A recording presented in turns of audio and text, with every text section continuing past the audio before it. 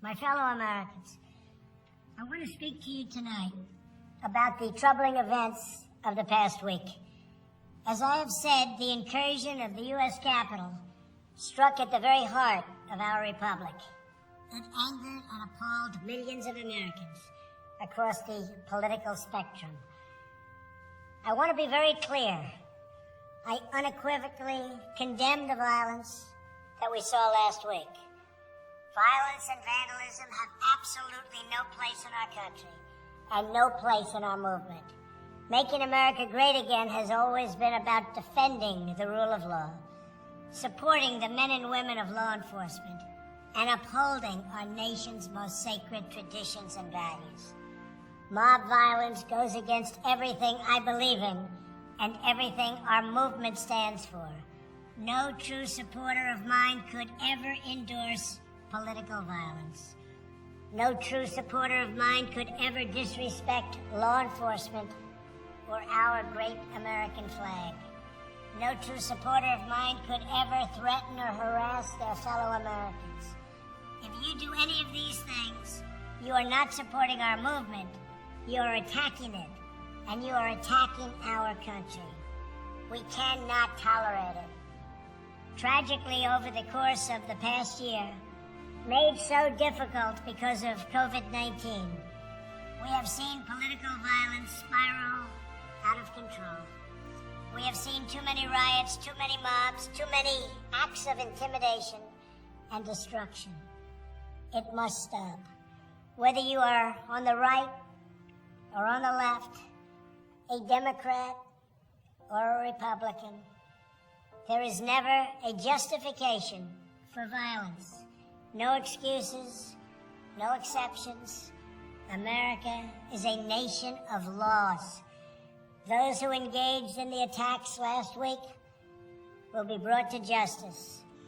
Now I am asking everyone who has ever believed in our agenda to be thinking of ways to ease tensions, calm tempers, and help to promote peace in our country.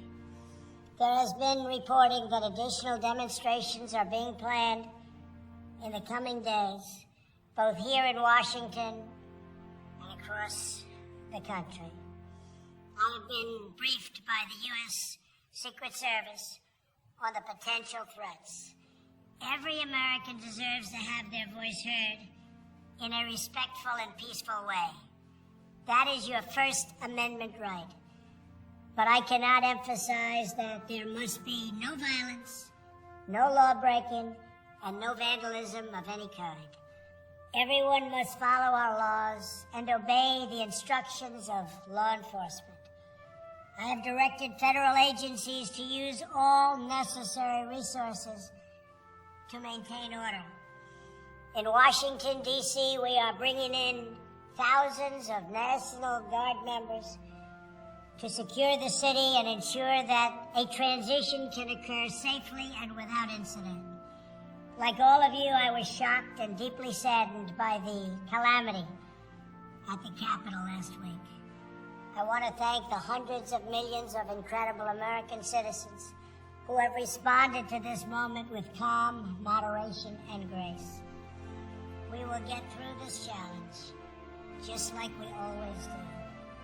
I also want to say a few words about the unprecedented assault on free speech we have seen in recent days. These are tense and difficult times. The efforts to censor, cancel, and blacklist our fellow citizens are wrong, and they are dangerous. What is needed now is for us to listen to one another, not to silence one another. All of us can choose by our actions to rise above the rancor and find common ground and shared purpose. We must focus on advancing the interests of the whole nation, delivering the miracle vaccines, defeating the pandemic, rebuilding the economy, protecting our national security, and upholding the rule of law. Today I am calling on all Americans to overcome the passions of the moment and join together as one American people.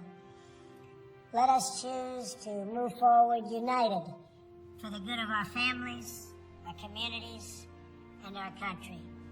Thank you, God bless you, and God bless America.